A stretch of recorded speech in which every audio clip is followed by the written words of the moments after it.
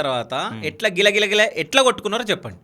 నేను 93లో పోయినప్పుడు browsing system అది ఇంటర్నెట్ ఉంది కదా, బ్రౌజింగ్ సెంటర్ అంటారు. ఓకే. 93లో నెట్లు వచ్చినాయి, చిన్న చిన్న కంప్యూటర్. అవును. అప్పుడు బ్రౌజింగ్ సెంటర్లో చేరినా నేను. ఓకే. ఒకటే సంవత్సరం సార్ నేను చేసింది. బయట విజాతో పోయినాను, ఒక సంవత్సరం అకామ కొట్టుకున్నా. అక్కడికి చాలామంది కోయట వాళ్ళు వచ్చేవాళ్ళు, తాగుడు బోతోళ్ళు వచ్చేవాళ్ళు, స్మగ్లర్లు వచ్చేవాళ్ళు, పెద్ద పెద్ద ఆఫీసర్లు వచ్చేవాళ్ళు, డిపార్ట్మెంట్ వాళ్ళు వచ్చేవాళ్ళు. నాకు లాంగ్వేజ్ త్వరగా వచ్చేసింది, ఒక 6 నెలలకే ప్యూర్ అరబీ మాట్లాడతా. చాలామంది పెద్ద పెద్దోళ్ళు నాకు ఇదైనారు. నా యాక్టివ్నెస్ చూసి, నా టాలెంట్ చూసి వాళ్ళలో కొంతమంది స్మగ్లర్లు పరిచయం అయినారు నాకు. ఓకే.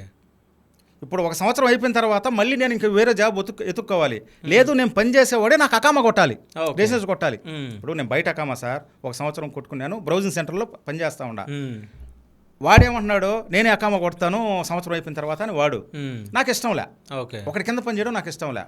అప్పుడు కొంతమంది స్మగ్లర్లతో నాకు పరిచయం అయింది. అక్కడ స్మగ్లర్లు అంటే బయట నుంచి డ్రగ్స్ వస్తుంది, మందు వస్తుంది, వయాగ్రా ట్యాబ్లెట్లు వస్తాయి, ట్రమడోల్ ట్యాబ్లెట్లు వస్తాయి, గంజాయి వస్తుంది.